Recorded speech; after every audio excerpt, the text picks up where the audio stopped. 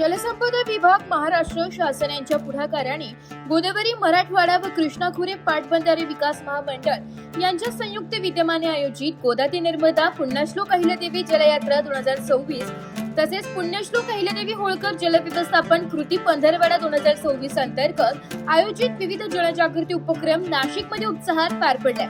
या निमित्ताने नाशिक पाटबंधारे विभाग, सक्षम संस्था व जनकल्याण रक्तपेढी नाशिक यांच्या संयुक्त विद्यमाने सिंचन भवन परिसर त्र्यंबक रोड येथे रक्तदान शिबिराचे आयोजन करण्यात आले होते।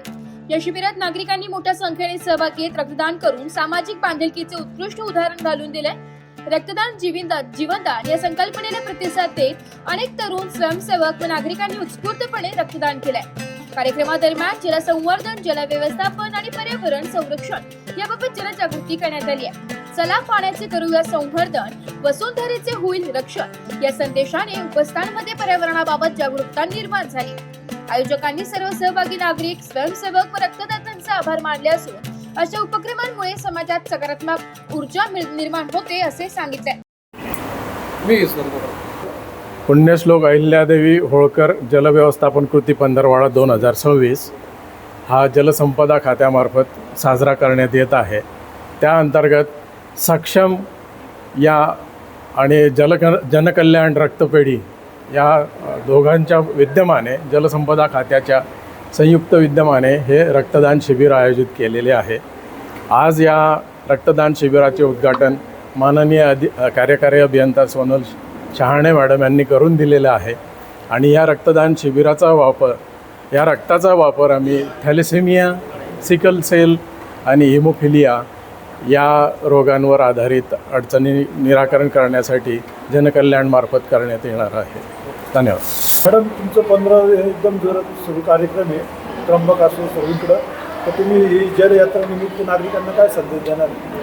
निश्चितच आपण मागच्या वर्षाप्रमाणे ह्या वर्षी देखील जलकृती पंधरवडा आपण साजरा करत आहोत। ह्या वर्षाचं महत्त्वाचं असं आहे की आपण पुण्यश्लोक अहिल्याबाई होळकर यांची 300वी जयंती जी आहे तिच्या निमित्ताने स्पेशली आपण काही प्रोग्राम्स जसं गोदावरी ते नर्मदा अशी आपण जलयात्रा राबवलेली आहे।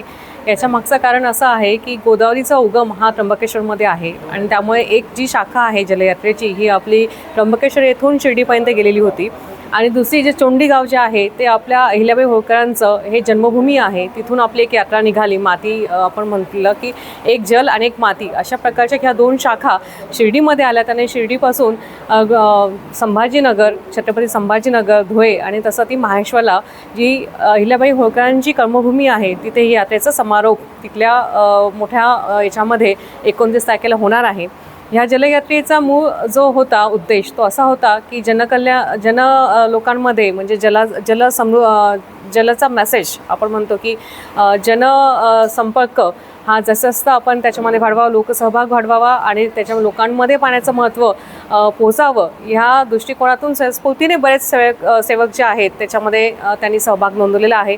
1000पेक्षा जास्त असे जे सेवेकरी आहेत जे जलच्या बाबतीमध्ये एक संदेश देऊ इच्छितात, यांनी सगळ्यांनी याच्यामध्ये सहभाग नोंदवलेला आहे आणि स्वतः ह्या विभागाचे जलसंपदाचे माननीय मंत्री महोदय राधाकृष्ण विखे पाटील यांनी देखील स्वतः बसमधनं ह्या जलयात्रेमध्ये सहभागी झालेले आहेत आणि पूर्ण त्र्यंबकेश्वर ते महेश्वरपर्यंतचा प्रवास ते बसमध्ये करीत आहेत। हेच एक खूप मोठं उदाहरण आपल्या सर्वांसाठी आहे की त्याचा आपण सगळ्यांनी आदर्श घ्यावा आणि निश्चितच एका खात्याचे मंत्री अशा पद्धतीने जेव्हा सहभाग नोंदवतात तर निश्चितच याची एक कळत नकळत ही जबाबदारी सगळ्या अधिकाऱ्यांवर आणि जनसंपर्क जे सामान्य नागरिक आहेत यांना देखील त्याची एक चांगल्या प्रकारे संदेश पोहोचतो।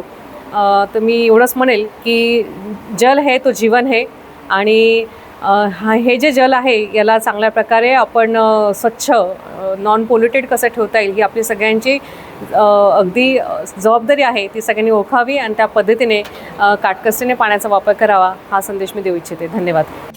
ब्युरो रिपोर्ट, नाशिक लोकशाही न्यूज, नाशिक।